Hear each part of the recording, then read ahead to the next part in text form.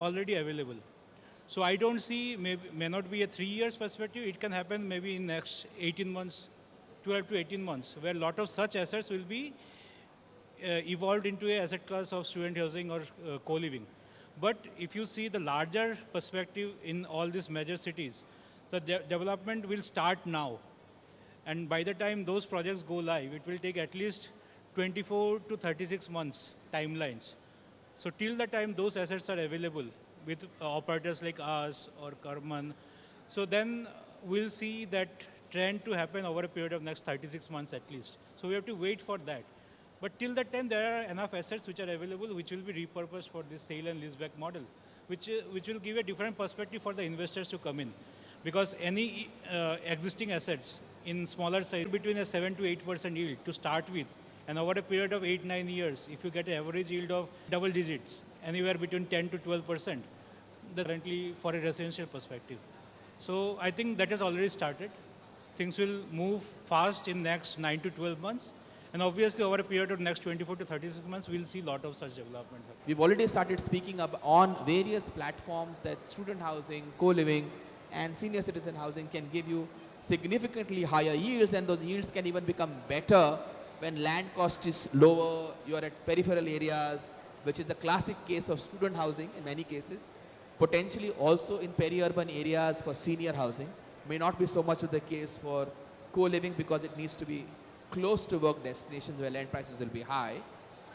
Can all three of you all, and starting from Carbon, start giving your thoughts as to what kind of realistic yields are possible from a development cost perspective, which is land plus building plus approval cost, right? And then if you can give some flavor, which city can potentially give you higher versus lower, right? Because of your understanding of micro market, the developer community sitting here will get actual numbers which will excite them. So starting with you. Again, the answer is twofold. Outside of the city, captive audience, if it's a university campus, it has a very different story. And then if you're talking about city center, co-living, targeting young professionals, it's a different story. But, I think, double-digit yields can be achievable, subject to right land selection. So unlike hotels or unlike commercial space, we don't need the visibility. I don't want to be on the main road. I don't want to pay for the premium. I'd rather be on a subprime area with good access. As long as I have good access to the place that my tenant is looking to get to, is fine. Because when we reach out to them, we find them or they find us. They're coming for long term. It's not like one-off short-term hotel experience that you're selling.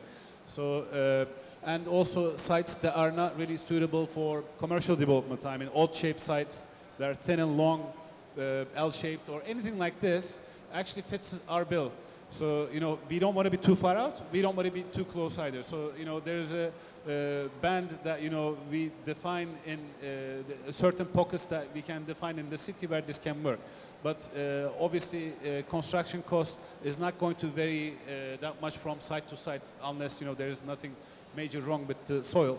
But land cost is one variable that we have to crack. So I think all the double-digit projects that are going to yield those kind of numbers are going to be the ones that pick the right sites. But it's subject to that.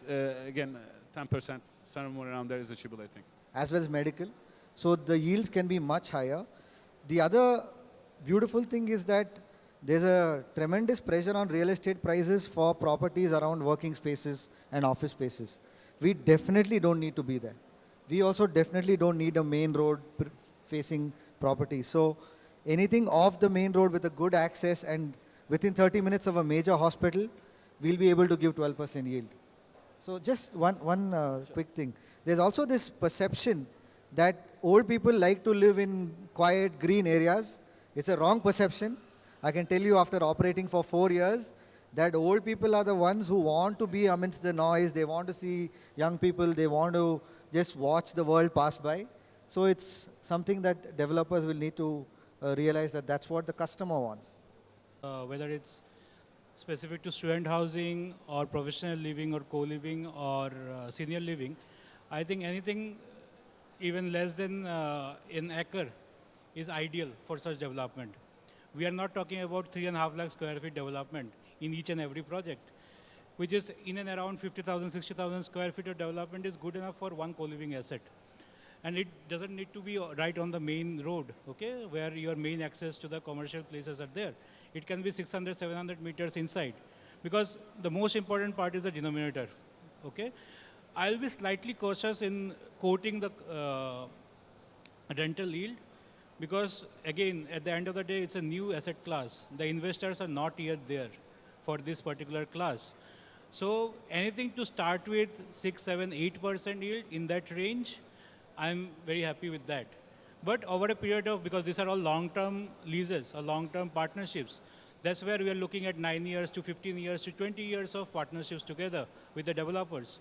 So in such scenario, even for a 7 to 9 years space, if we are able to generate a 12 to 13% yield on an average with a asset class appreciation, so that's great. Saurabh, let's start with student housing, top 2 Indian cities. I think Pune and Bangalore, And for co-living? Hyderabad and Pune. So right, here we are. So Hyderabad features in 2 of people's minds. There are surprise participants of Kolkata.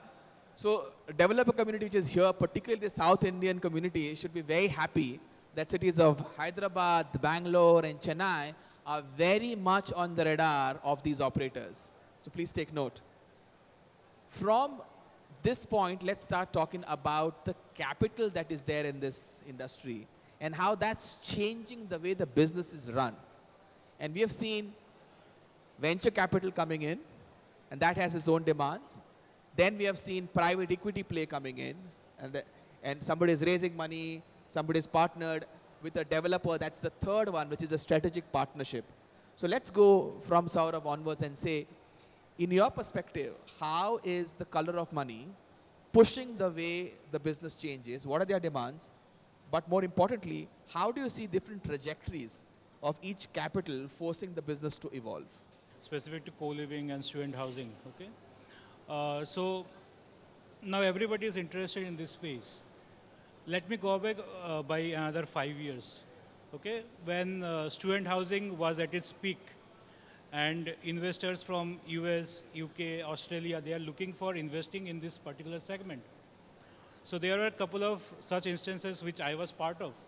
And we were discussing about bringing in those capitals into India. And I'm talking about 2014, 2015. So unfortunately, at that time, we were not ready for such kind of investment in this country. And all those investment has gone to majorly China, okay, where we have seen Go Capital put in funds, okay. We have seen such larger pension funds putting funds into co-living student housing segment. There are a lot of such developers and investors who were keen in India, but they couldn't get any such opportunities to partner with Indian developers at that point of time. Fortunately, the trend has changed in last 1.5 years, where investments has happened, partnership has happened. People have come to India to invest in particularly these assets, okay? And but again, at the end of the day, you have to see the money which has to evolve from the current market within India, because if money is coming from outside, there is a good chance that it will also go back. Okay, so we have to also see how our internal fraternity is also putting money into this kind of assets. So that's where the developer community as well as the business community as such have to have faith in this kind of asset classes, okay, and then invest in this. That's why for us, we have never went to a VC fund for our funding. That's how we have strategically partnered with Salarpuria Satwa as a group, because we also come from real estate background. So we understood that at the end of the day, whatever business we create, it has to be sustainable in nature. There has to be unit economics, which will play a major role. And there has to be a road to profitability. It cannot be only on growth, growth, and growth without profitability. So that's how we had a very slow and steady growth. Today, catering to around 15,000, 16,000 beds. And the idea is to create such sustainable model for a long term. So investment per se, obviously, there are a lot of positiveness in the market. Your pension funds will come, your investors will come from outside, but also internally you have to generate that kind of fund which invests in this kind of assets. That will create more sustainable business models. Thank you. Adarsh, I want to answer the same question but with a tweak. A lot of people believe that senior housing has not taken up because of cultural ramification in India. I want you to answer, is it just culture or is money, or lack of it rather, a significant issue to the problem? Well, it's very funny. The problem is that the people in senior housing have been real estate developers, and real estate developers are good in constructing, designing, and selling. They are not as good in taking care or giving services. So what has happened is whatever inventory we have in the country currently is pretty much done as an inventory selling model and not done from a senior care perspective. So because of which I think the potential of this sector was not realized at all. And now there are a few players who are trying to change that. And because developers sold it and they didn't give services, people are like, this is no different from real estate. So today there are a lot of communities where people have moved in, say they came on a wheelchair, today they're swimming. I can give you so many examples from my own community. So that word is going to spread and people are going to realize that this is a place that actually reduces aging and makes them healthier. So once that message is out there, whatever stigma, etc., that may be there won't exist because there's an example to go by. That's why we're at a bit of a lag in terms of attracting investors. On the sale model, anyway, it gets funded by the developer. But on a lease model, globally, in the United States, Japan, Canada, so many countries, there are a lot of senior living REITs. And I don't see that day being very far away. So it's just a matter of 4 or 5 people putting 5,000, 10,000 units in the market. Automatically, the investors will come. And Carmen, you've partnered, you are a large developer entity backed, who also now have taken a significant P position, right, with a partner with Blackstone. So my question is, where do you see the color of money impacting directly student housing or co-living, whether it's VC, PE, or strategic developer partnerships? What's your thought on this question?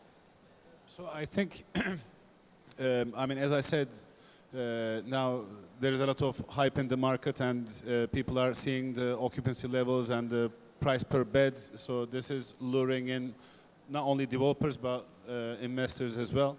I think more than the venture capitalists, it's more like, you know, real estate, private equity, which will really uplift the sector as a whole because, you know, we need to buy land, we need to put up the buildings, the infrastructure needs to be invested in. And, you know, it's only possible with either private equity firms who have a mandate to invest in educational infrastructure or social infrastructure, and or, you know, just as real estate mandates. So I think, you know, we're going to see a good amount of investment coming in from these investor groups. Thank you. Now that we have looked at capital, let's go to the next thematic question, and that's about legislation. You would have realized that new asset classes operate either in areas where there is gray around legislation, or there are new legislation proposed but nothing really is happening, new bills are there, or there are certain geographic areas where the local bodies are very proactive. Let me start with Saurabh and let me ask you a specific question about the Model Tenancy Act. Where do you see, if that act becomes a law, how will it change, and are there any other legislative changes that you wish for that are not on the horizon? So just before going to the Tenancy Act, okay, we should also see the basic specific regulations to tenancy as such, okay. Today there is nothing which is available. There is no regulation. Most importantly, there is no uniformity of plans specific to this segment. If you go to Maharashtra, if you go to Karnataka, if you are in Telangana or Andhra, every state has a different CDP plan. Whereas the definition of a specific to hostel or PG asset class is not clear. Everywhere is different. The norms are different. The benefits are different. I think Maharashtra has been very active in this, okay? So they have, to to a certain extent, they have streamlined the norms, which is also complementing the existing residential norms or maybe a commercial norms. But other states, they are still way behind. Karnataka has defined to a certain extent, again on the hostel PG norms. But we don't have a specific zone for hostel or PG, whether it's specific to co-living or student housing to senior living. So the most important part is we need that kind of areas demarcated in the plan itself, which can be converted for student living or senior living or co-living. Because currently, either we fall under residential or we fall under commercial, or there is no clear demarcation. So that's the most important aspect. Now coming to the Tenancy Act. Today, across country, the entire rental housing is very unorganized. If I say example for a city like Bangalore, today we have around 20 to 23 lakh people staying in unorganized, as unorganized tenants, okay? Whether it's... Can you repeat that number again for audience to get a sense it's of the around scale? 22 to 23 lakhs of people staying in a city like in unorganized sector, whether it's rental housing or it's in PGs or hostels, okay? Specific to only co-living, which is equivalent to maybe your PG stay, it's around 12 lakh people staying in a city like Bangalore. In Hyderabad, it's touching almost 4.5 lakhs number. So we are talking about the kind of volume which is already available staying in such kind of accommodation which are not organized. So, and you'll be surprised by seeing the kind of development which has happened in those spaces. A 30 by 40 site is converted to 60 rooms, where the plan approval is for G+2. It has been converted to G+6 structure. So such kind of deviations is not sustainable, okay? So those kind of aspects has to come under a regulatory framework. Until and unless we bring into a regulatory framework, these things won't happen. And we are struggling. All the operators who want to get into a proper purpose-built accommodation, we are struggling because of this current asset class which is available. So that's where the gap is. Thank you. Let me go to Adarsh. Adarsh, there must be a different wish list from a legislative perspective for senior housing. What is it, if you can talk about it? From a senior living point of view, our biggest grouse is GST. So we give various service to elders above 60, and to pay 18%, like 50,000 is the fee, and then you pay 18% on top of that, it's very difficult for elders, and it's a drop in the ocean from the GST perspective. That's the first legislation which is really difficult for us. The second thing is, if you see the way senior housing has grown as a business, it's from reverse mortgage. Now RBI has made a very silly law that says that anybody who takes a house on reverse mortgage has to mandatorily stay in that house. Then why would they move to a community? They're moving out of the house because they can't manage that house. So that has become just like what home loans did to the housing market in the early 2000s or the late 90s. Reverse mortgage will do that to India. I hope that happens. The last one is parking norms, right? Most of my customers don't own cars. They don't drive cars. But every 50 square meters to make one car park is a colossal waste of resources. Come on, I want to pick up our discussion which was happening. Can you just expand on that thought further? Sure. So I think, what I was saying back there was, regulation is usually is a result of an event, and usually it's not a positive event. So, we are waiting for it. If it happened tomorrow, I think, we would applaud it. It needs to happen as soon as possible, because, what's happening is the hype is bringing other inexperienced people in the sector as well who are taking risks, I think, which none of us are taking or we wouldn't look to take. So it's imposing a risk not only on the sector, but also on the people who are the customers for the sector as well. So that's one side of it. The product needs to be defined. Physically, the fire norms needs to be in place. It needs to be implemented in a very strict manner. It needs to be tested, and it needs to be a continuous follow-up on this. From the authorities, but I think, operationally as well, GST is one factor. But I think, what we would also welcome is incentives in this. I think, that's one thing that this sector needs, is a lot of incentives, because when you look at the segment in the next 5 years, the number of millennials is going to be over 500 million people, and majority of these people can't afford to buy homes yet. they don't have enough income to start climbing on the property ladder. So, you know, the problem is just going to increase at an exponential rate. So I think, you know, hopefully it will be regulated as soon as possible. And hopefully this particular forum, which is getting live on TV5, operators have already spoken about their wish list. Perhaps the powers that are either through Credai or others are hearing them, and maybe during the next budget, some of these things can see reality. But coming to budget, we just had the budget session today. We had a session on budget review. So I'm not going to go directly there. I'm going to put my panelists in a spot and ask them to give a point ranking on a scale of absolutely unhappy with what my sector got from the budget today, 10 being couldn't believe what I've got, I'm extremely happy. So you just have to give me a number between 1 to 10, and if you want we can shut down the cameras if you don't want to record that. But let's start with you, Saurabh, for your asset classes between 1 to 10. It may be 2. You may be 2. Adarsh, between 1 to 10. 1. Is there a 0 as an option? 1. Incumbent, you are seeing this thing for the first time. I'd say 2 as well, I think. 2. So that's another feedback. I think we've come to a session where we've looked at various thematic points. I'm going to take the next couple of minutes to wrap up before we open this session to participants' Q&A. We've looked at various thematic ideas. I think beyond a doubt there is demand that exists.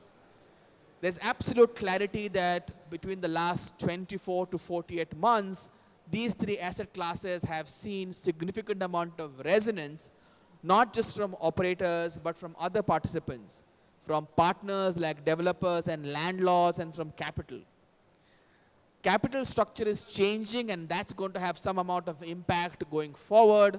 But critically, people realize that purpose-built asset classes where there is clarity of design, where the 3 factors that are important from occupiers, which is affordability, convenience, and community. If these 3 things can come together, there is no end. To the developer community who is sitting outside and investors, please remember land parcels that would otherwise not be great for office, for resi alone, are absolutely acceptable without any reduction in your yields. The scale may be a problem. You can put a 2 million square feet office park. That may not be possible. But student housing will be truly a pan-India asset class. Co-living will be a 7-city asset class. Senior citizen housing will throw great surprises. The top 2 cities was Calcutta and Chennai, right? So that's a wraparound.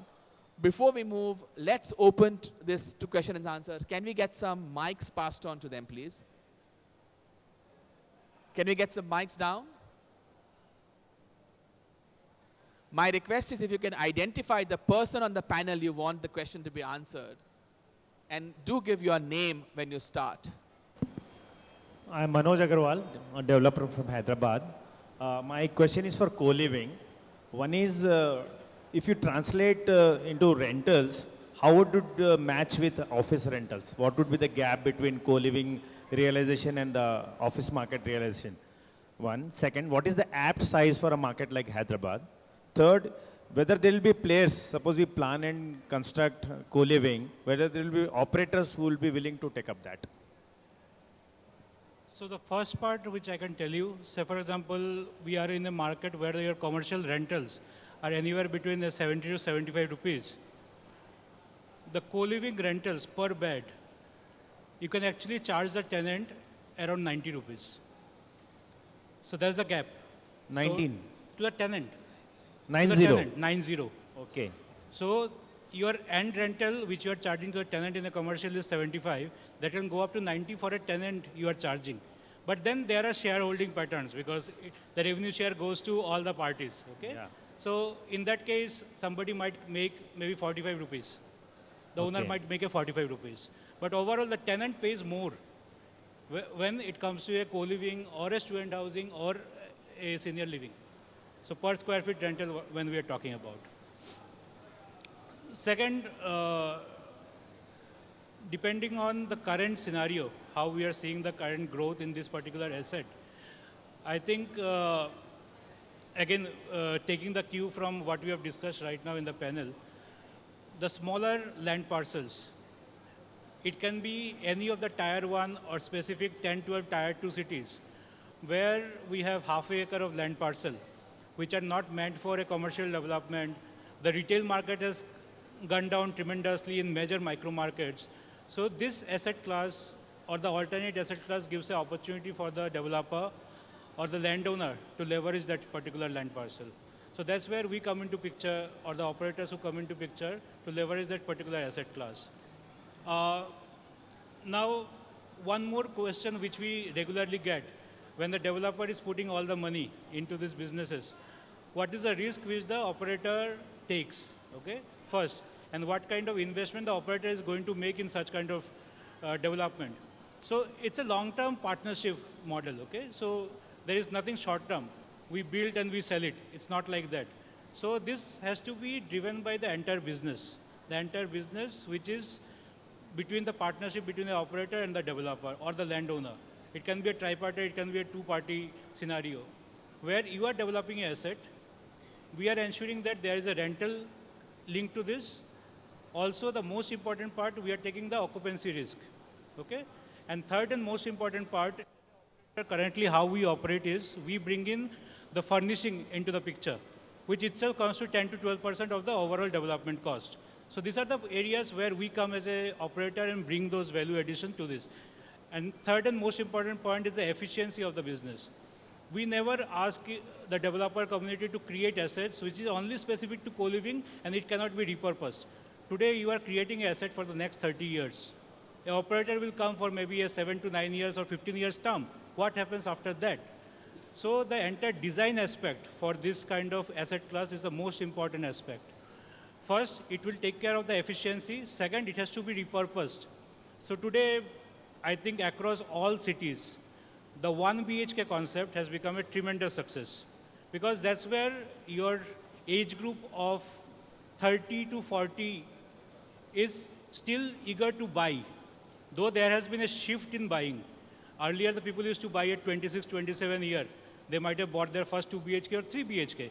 Today, the entire shift has happened. Today, people don't buy till the time they are 35. Or the kid is there in the picture. Or you have to go to a school zone.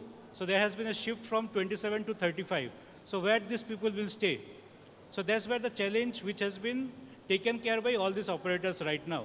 So there has been a shift. But to ensure that overall there is a sustainable business for a long term, these are the operators who are bringing this value addition on efficiency, repurposed assets. And developer has to also show us that support to create such assets, maybe in a smaller land area, which is not feasible for any commercial development or residential development. Mr. Venu Vinod on the dais to felicitate Mr. Mahesh Kalap. And I want my guests to give them a huge round of applause. Ladies and gentlemen. My panel members, Saurav, Adarsh, and Karman. I would also like to thank